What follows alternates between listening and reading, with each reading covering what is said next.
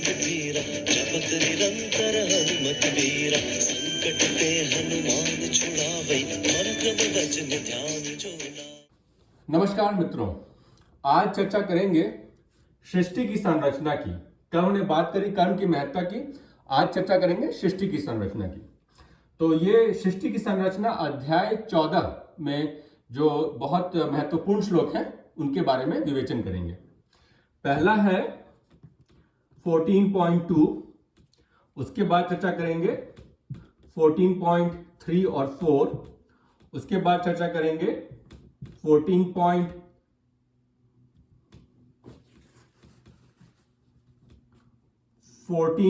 और 15, उसके बाद चर्चा करेंगे अंततः 14.26 के बारे में। तो पहले समझें कि इस चैप्टर में बात हुई है सृष्टि के बारे में।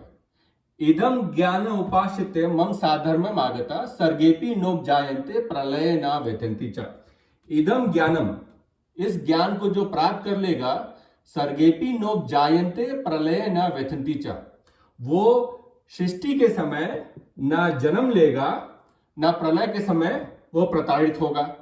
तो उसका जो अव्यक्त से व्यक्त और व्यक्त से पुनः अव्यक्त में जाना है, और हम लोग जो यहाँ पे आए हैं, ये सृष्टि व्यक्त को दर्शाता है, तो वो व्यक्त की स्थिति में हमेशा बाउंड नहीं रहेगा, इसका ये मतलब है। तो इसीलिए सर्गेपि नोपजायन्ते प्रलये न व्यथन्ति च, वो अव्यक्त के रूप में वापस चला जाएगा।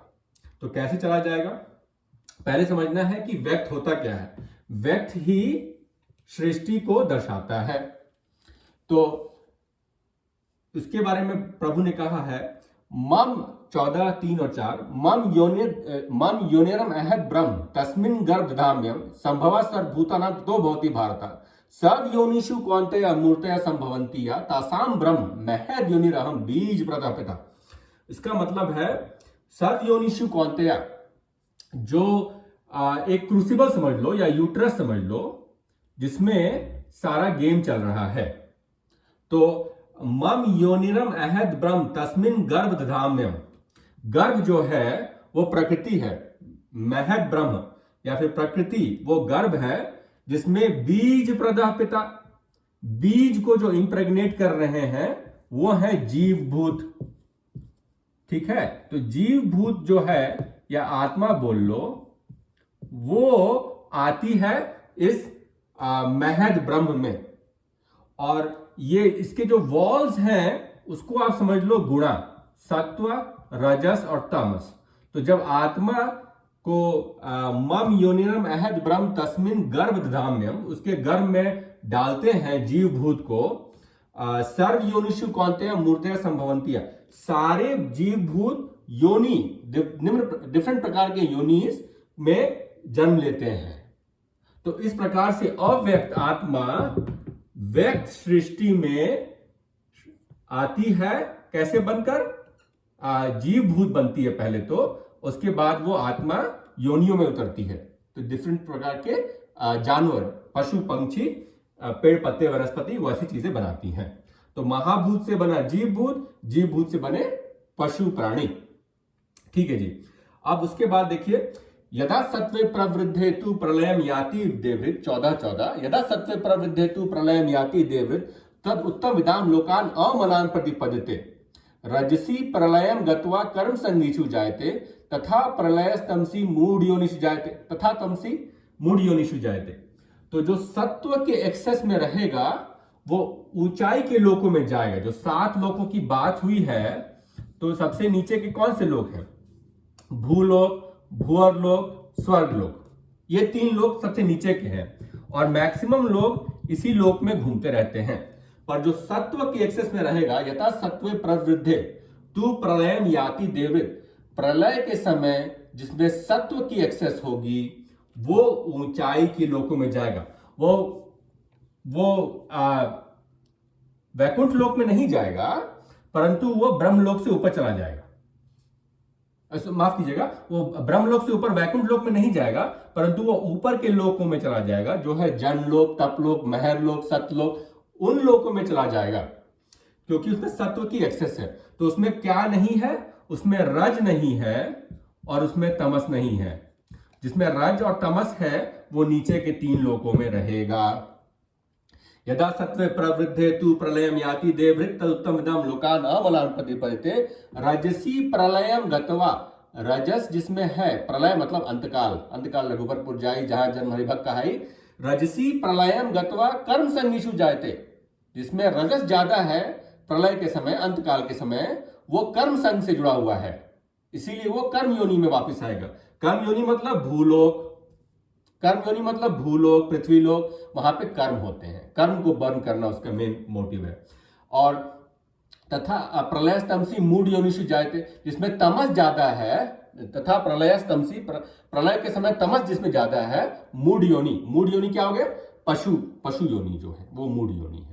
तो इसीलिए आपको समझना है, सत्व सुख से बांधता है और ज्ञान से बांधता है, रज आपको राग से और कर्म संग से बांधता है, और तमस आपको प्रमाद आलस्य निद्रा भी तन नियमति भारत, प्रमाद आलस्य और निद्रा तीनों से बांधता है। प्रमाद मतलब एडिक्शन, आलस्य मतलब इनर्शिया, और निद्रा तो निद्रा है, सोते रहना है, समय कटता चला जाता है।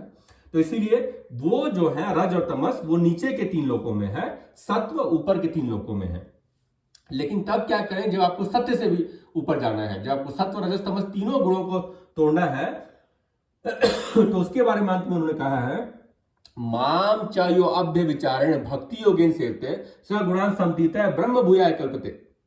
माम चायो अभ्य विचारण, जो मेरे बारे में अभ्य विचारण, अनअलॉयड डिवोशन, अनन्य चेता अनन्य भक्ति, अभ्य विचारण मतलब मेरा ही विचार, और किसी का विचार आ ही नहीं रहा मन में, एक ही का विचार है वो। माम चायो अभ्य विचारण भक्ति योगेन सेवते सगुणान संतीतः, वो गुणों से ऊपर उठ के ब्रह्म भूयाय कल्पते, वो फिर ब्रह्मलोक को प्राप्त करता है, ब्रह्मलोक के ऊपर जाता है। और इसलिए उसके सारे जो गुणों का संबंध है जो कि इसके दीवार को बना रही है, यूट्रस को मान लो, या फिर जो आपने इसको क्रूसिबल बनाया है, आप उसको तोड़ देते हो, इसीलिए आप वो तोड़ के बाहर आ गए हैं, और उस समय आपको कोई नहीं रोक सकता है। उसके बाद आपका ये आना जाना अव्यक्त जो है उसमें आप वापस चले गए हैं। उसके बाद अपनी मन मर्जी से आएंगे जाएंगे, जो आपको दूसरे लोगों को उतारना होगा। तो इसीलिए उन्होंने कहा कि जो इस ज्ञान को जा जाएगा, इदम ज्ञान उपाश्यते मम साधर्म आगता सर्गेपी नोप जायन्ते प्रलय न व्यथंती च। वो सृष्टि के समय ना जन्म लेगा ना प्रलय के समय वो मरेगा। तो ये करना है आपको, अनन्य चेता अनन्य भक्ति करनी है, और जो कर्म करना है जो हमने कल बात करी थी वो यज्ञ के मोड में करना है, उसको भक्ति बोलते हैं। भक्ति मतलब सरेंडर, सैक्रिफाइस। तो सैक्रिफाइस सरेंडर जहां पे आया वहां पे यज्ञ आया, और वो यज्ञ के रूप में जो कर्म होगा वही होगा निष्काम कर्म। क्योंकि रजस में भी कर्म तो हो रहा है, कर्म संगेशु रजस भी जुड़ा हुआ है कर्म से, लेकिन वो सकाम कर्म है, तृष्णा जो आपकी डिजायर्स है उसको मीट करने के लिए। जबकि निष्काम कर्म वो कर्म है जो कि अपने किसी सेल्फिश व्यू से नहीं किया जाता है, क्योंकि अपना आइडेंटिफिकेशन उस समय मर चुका है।